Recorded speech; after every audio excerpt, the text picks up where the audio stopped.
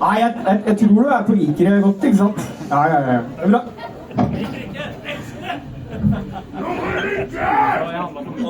Nå blir det Danko Jones-rock. Nå blir det Danko Jones-rock. Da er det vanskelig å ikke spille sånn. Oh yeah, baby. Got a penis in your mouth. Oh yeah, sugar.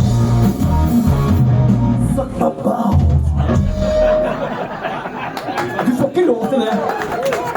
Vi skal la være. Vi klarer å spille vårt eget. Danko Jones er liksom, det kunne vært så kult hvis han ikke var så kuk, på en eller annen måte. Det er så nærme å være jævlig fett, men så er han akkurat 25% kuk. Det er slitsomt. Vi er ikke Danko Jones, vi er The Pink Eye Grave Danger. Halla. Rock, ja.